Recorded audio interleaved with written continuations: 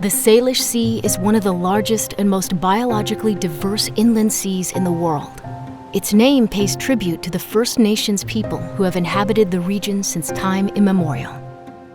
Located in parts of British Columbia and parts of Washington State, the Salish Sea is not only a place of natural abundance, it's also an economic hub and home to the largest port in Canada. Every day, container ships, tankers, tugs, barges, fishing boats, and ferries operate within its waters. This is why protection of Canada's oceans and waterways is one of the Government of Canada's most important roles. The Government of Canada's mandate in the Salish Sea is the same as it is in all Canadian waters. It's to ensure the safe and efficient movement of goods and the protection of its people and the environment. Canada has a strong marine safety system that is governed by numerous laws and regulations to prevent, prepare, respond, and recover from incidents. Marine shipping is a global activity. Canada adheres to a number of international conventions and standards that set out common rules and practices related to safety, security, and protection of the world's oceans. Canada is also part of several international agreements and conventions which allow us to share information with other countries to help identify vessels of interest. For example, if a vessel is required to repair a defect in another country, when the vessel arrives in Canada, Transport Canada inspectors will board it to ensure the repair was made. This information is shared with other countries, and in this way, unsafe ships are prevented from sailing in Canadian waters. We also work with other nations, including the United States, to develop joint emergency plans. As in all areas of marine traffic, a wide range of marine incidents can occur, from groundings, from collisions between vessels, to collisions between vessels and fixed objects. There is also the risk of fire, explosion, mechanical failure. All sorts of different things can cause marine incidents. Ships in Canadian waters also carry goods that, if spilled, create hazards to human health and marine life, damage infrastructure, or interfere with other marine activities. That's why it's critically important for us to ensure we have emergency response plans, resources, and equipment to respond. The Government of Canada, along with Indigenous peoples and coastal communities, pilotage and port authorities, the marine shipping industry, and regional response organizations have put systems in place to help prevent, prepare, and respond to marine incidents on the Salish Sea. Starting with the 96-hour check-in. All ships inbound to Canada make initial contact with the Government of Canada's Interdepartmental Marine Security Operations Centre 4 days, or 96 hours before arrival, to provide pre-arrival information about the ship, its destination, crew, and cargo. The vessel is then monitored by Canadian Coast Guard. Their Marine Communications and Traffic Services Centres broadcast maritime safety information, screen vessels entering Canadian waters, and regulate marine traffic to ensure the efficient movement of vessels in Canadian waters. Transport Canada's National Aerial Surveillance Program monitors ships as they approach British Columbia's southern coastal waters to detect spills and track the movement of endangered whales. Their eyes in the sky are a powerful deterrent for marine pollution.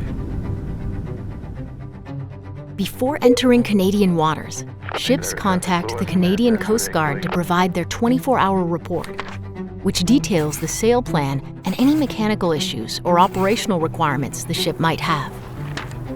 As the ships enter Canadian waters, having local knowledge of the Salish Sea's waterways is crucial to ensure safety. The area has strong tidal currents, numerous islands, at times challenging weather conditions, a high volume of commercial and recreational traffic, and of course, marine mammals. The Pacific Pilotage Authority is responsible for making sure inbound ships have access to that knowledge. This means that we make sure there are highly qualified, trained, and experienced marine pilots with in-depth knowledge of our coastline on board large commercial vessels such as tankers and cruise ships. Upon arriving in Canadian ports, Transport Canada's Port State Control Program inspects the vessels to ensure they're operating in line with international standards and Canadian rules and regulations. There are multiple safeguards for departing vessels as well.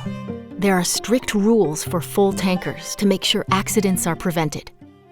These include limiting the time under the Burrard Inlet bridges, Lionsgate Bridge, and Ironworkers Memorial Second Narrows Bridge, and requiring mandatory tugboats to travel with tankers through the Vancouver Harbour and in the waters of the Salish Sea. Escort tugs are also connected by lines or ropes to the tankers to help them navigate safely in the confined waters of Vancouver Harbour, Boundary Pass, and Harrow Strait, before pilots depart and the ship heads out to sea. While preventing incidents in the Salish Sea is a priority, responding to an incident that's already happened quickly and effectively is important to minimize any potential damage. The goal is to have the current buster being towed. Again, you've got two legs, the pocket, have these legs nice and straight. If one vessel's too far ahead or kinked, then the legs kind of do a little like broken wishbone thing. And again, what we're looking for is a nice steady tow. The Canadian Coast Guard receives all reports of marine pollution in Canadian waters and oversees, coordinates, or conducts the cleanup to ensure an appropriate response. Canada follows the polluter pays principle. Ships and oil handling facilities that pollute must report marine pollution, take reasonable measures to protect the marine environment, implement their pollution emergency plan, use their own resources to clean up the spill, or activate response organizations or hire qualified contractors, pay for the cleanup and damages. The Canadian Coast Guard will conduct the cleanup or hire a designated response organization if the polluter is unknown or fails to respond, the polluter's response is insufficient or inappropriate, the spill originates in foreign waters and impacts Canadian waters. The Canadian Coast Guard prepares with our response partners, with coastal communities, and with First Nations. And we do this by developing and maintaining integrated response plans. When reports of marine pollution or hazardous vessels are received, we first and foremost inform our response partners. In the Salish Sea, one of those response partners is the Western Canada Marine Response Corporation. We are an industry-funded, Transport Canada certified response organization with a mandate to be prepared to respond to spills across BC's 27,000 kilometers of coast and mitigate the impacts of a spill if one does happen. Under federal legislation, certain sizes of ships and facilities conducting certain activities must have a contractual relationship with a response organization so that in the event anything happens, we can show up to take care of their pollution incident as required by law. Under federal legislation, the polluter is always required to pay for the costs of any cleanup associated with an oil spill incident. The WCMRC is also working with First Nations and coastal communities under its Coastal Response Program to share First Nations knowledge of environmental sensitivities, build geographic response strategies, and employ local crew and vessels.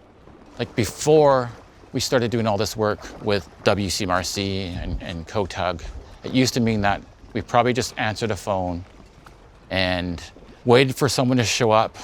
Today, we are the tug escorts, so we're making sure that the oil ships that are going by are tethered to a ship that has our logo and we're participating on it.